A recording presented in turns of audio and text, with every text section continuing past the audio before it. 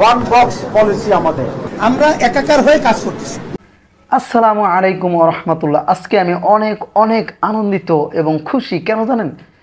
আজকে ইসলামিক 8টি দল একত্রিত হয়ে জামাত ইসলাম, ইসলামিক আন্দোলন এবং হেফাজত ইসলাম সহ অন্যান্য আরও কিছু দল মিলে 8টি দল এবার একত্রিত হয়ে বলেছে আমাদের বাংলাদেশের জাতির কল্যাণের জন্য একটি বাক্স শুধু ইসলামের পক্ষতে থাকবে, সেখানে আমরা সবাই ভোট দিয়ে ইসলামকে জয়যুক্ত করবে এবং বাংলাদেশে কোরআনের আইন শাসন প্রতিষ্ঠিত হবে ইনশাআল্লাহ ইনশাআল্লাহ ইনশাআল্লাহ। আলহামদুলিল্লাহ।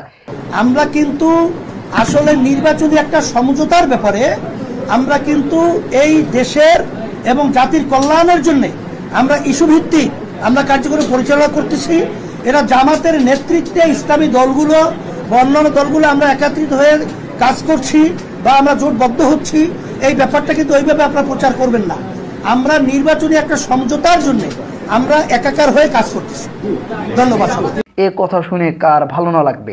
আগামী নির্বাচন এবং একটি রাজনৈতিক সমঝোতার দিকেই সাথেই আমরা কাজ করছি এবং ওয়ান বক্স পলিসি আমাদের, যে আমাদের সাথে যারা নার্সিংয়ে থাকছেন সেখানে যিনি যে জায়গায় ক্যান্ডিডেট হবেন সেখানে আমরা আর কোনো ক্যান্ডিডেট দেবো না, একটা মাত্র বাক্স থাকবে।